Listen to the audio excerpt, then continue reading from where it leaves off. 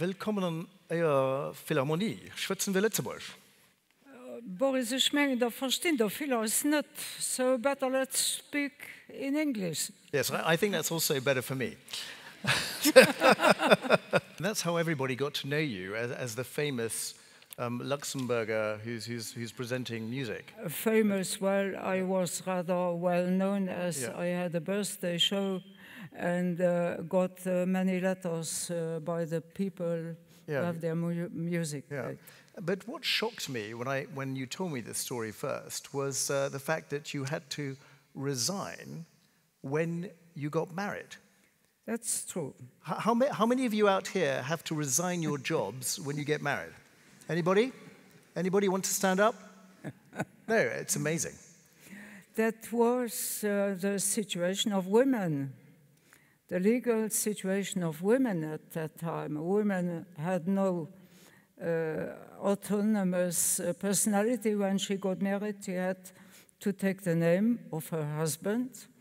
And some private companies did not want to have women who would get pregnant and then be absent and all these considerations. So when you got married, your contract was finished. Wow. But did that sort of inspire you to go into politics, to kind of change some of these things? Of course.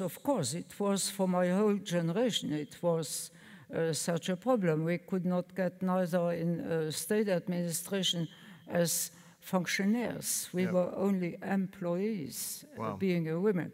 So there were a lot of discriminations. Yeah. So let's talk a bit about your political career. You were very quickly, or well, relatively quickly, you rose to become Minister of Culture. Was that your main choice? I was asked by my party to go to politics, and for 10 years I was a member of parliament and then got first woman president of the parliament. And in '94 we had elections and I was very successful in these elections. So I had the right to ask. Great. Prime Minister Juncker, it was his first government, and I asked him to step in as Minister for Culture. My motivation was, at that time, there was negotiation about the orchestra. Yeah, well, let's, do we have a picture? You saved that orchestra, didn't you? Yeah, there we go. in this concert hall, no doubt. Yeah. So these are probably looking very happy because you saved their jobs, is that right? They were at that time very upset as the company did no longer pay for them. Yep. And I convinced the government to take over the orchestra. There were some talks about, do we need an orchestra? Yeah. And I can imagine, because for Luxembourg, it's still a relatively small country to have their own orchestra. I mean, it's very prestigious, but it must be quite expensive. How did you convince your fellow politicians to back that? People were aware that an orchestra is also the culture, and the RTL orchestra had already promoted Luxembourg by rehearsals to France, by concerts, and many artists were coming to the former RTL orchestra, so we did not want to give that up.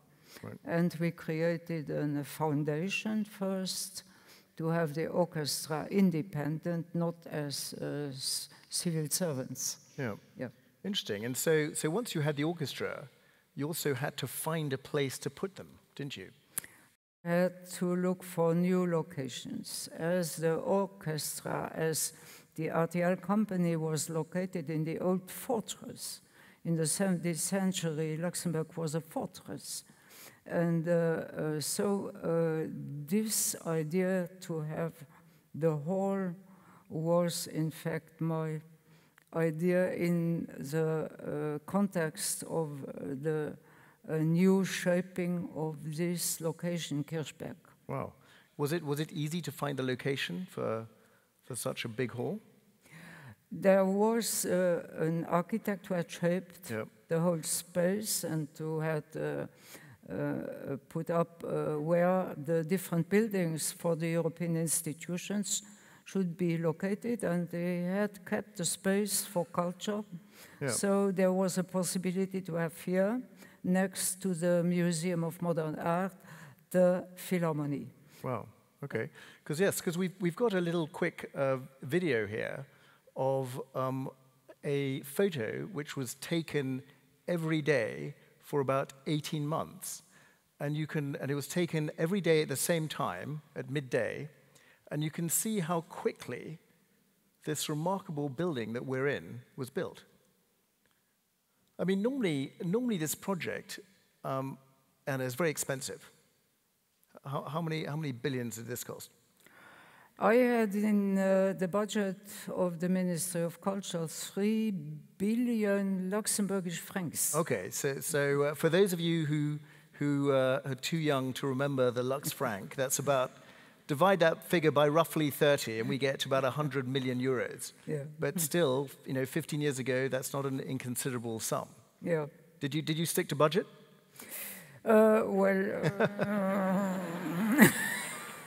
Not too much came in plus, but it has been accepted. It has been voted by the parliament and everybody agreed.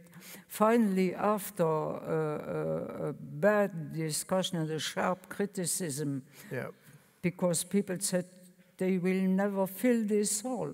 Yeah. They will never have the people to come to such a big hall. Yeah. And the orchestra has a hall in the city conservatoire to play. Yeah. So that was not agreed as a political project. So how many, so to prove your critics wrong, how many visitors or paying guests has the Philharmonie had since Well, from 2005 to 2018, there were 23 million tickets sold. 23 million. So that's, wow. Thank you. Congratulations. And for those of you who love maths, that's roughly 40 times the population of Luxembourg. That wasn't your only impressive thing, was it? I think you did, you inherited some other exciting things, because it wasn't enough to save an orchestra and to build this amazing orchestral hall, but you also went in and finished the Museum of Modern Art, MUDAM. How did that happen? That was a very difficult project, as the first MUDAM project was for 6,000 square meters exhibition space. Yep. And it had covered all the vestiges of the ancient fortress. So this building would have been covered entirely. And so there was a sharp debate in the public. There were signatures against the project, and we had to sworn it. And in the meantime, I had become Minister of Public Works, so I had to do the work. Yep. And the architect, world-famous architect I.M. Pei, who died recently, he was very nice and very respectful of our demand, and he agreed to have a smaller project. But we had then a big debate on the stones with Luxembourgish companies, as the architect wanted a Pierre de Bourgogne. So to have his stone, I had 3 years of juridical quarrels, but I got to have it. You got to have. But Pierre de Bourgogne sounds like a French aristocrat, but it's good to hear it's just just a bit of rock. So Erna, it wasn't enough to do to save the orchestra, to build a concert hall, to found a museum of modern art. You had to do something else. You had to keep the younger ones happy, and you built a rock concert hall. This is not for the Pierre de Bourgogne. I think we're talking rock music here. Yes, Boris, I had initiated a reform of the music education. And we had music schools all over the country, and there were such fantastic young musicians coming in. And jazz was launched in the Conservatory of Luxembourg by Gus Waltzing, who got a Grammy. And so there was quite a lively work. And we had a project underway when I came to the Ministry of Public Works. But that was a box in the box. And it was at the location where our steel company had stopped making steel. So the buildings were there. Yep. There was one very big hall, and the proposal to have only a box without the facilities for rehearsal, yep, for resources, and giving young groups the opportunity to experiment. So I did not want this project and made a new one. And that, yep, was the Rockall, as it is today. And it has been the first building on the Belval site, yep, where today is the university. Yeah, this is the Belval Steelworks. You can see in the corner the rock hall. So yes, so absolutely. So you've now done 4 record-breaking things, which I think most politicians would be delighted just to do one. But you had one more up your sleeve, and what did you do? What did you finish with? A university. University. Yes. Yes, that was. It's easy to forget, isn't it, that you founded a university by accident. Yeah. It was also not so much liked by my compatriots.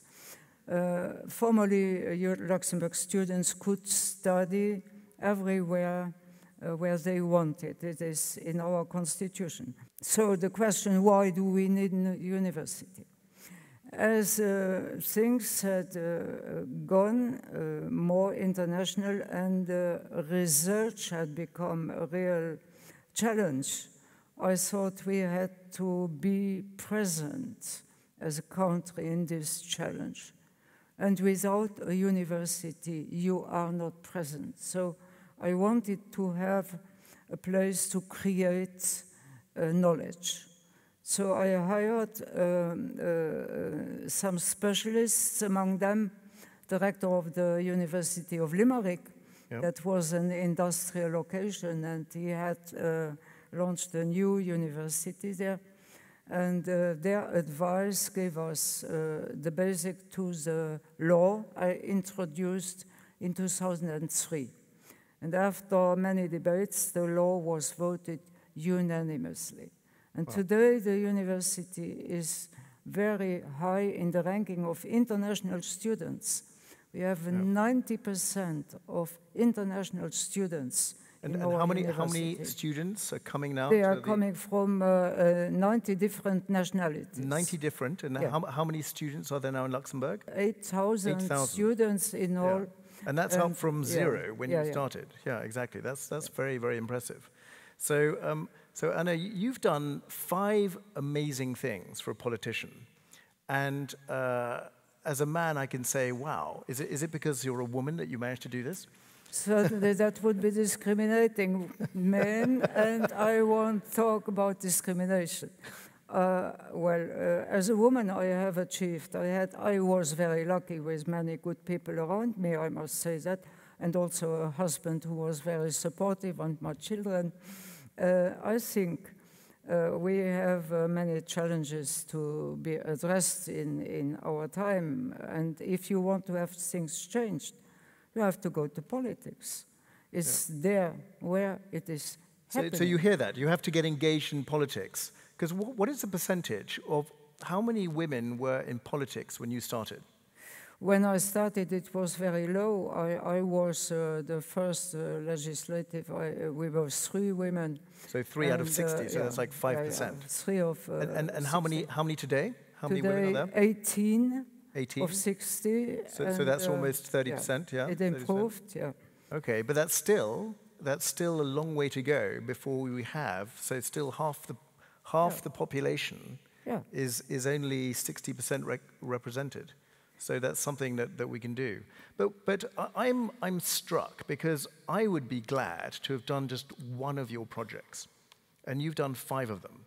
So what advice do you have? Because the people who are coming here, they want to be excited. I think you certainly excited me with this, but they also want to sort of explore how they can also contribute to society in the kind of way you've done. Yeah. What is your secret? I think we have to address the big challenges of our time, and there are lots. There is poverty, there is inequality, there is discrimination, there is weak democracy. And why shouldn't half of the population be more present and more engaged to do it? You can do it. You have to believe in yourself, and you have to go straight ahead by priorities, one thing after the other, but don't give up and don't be avoided by criticism.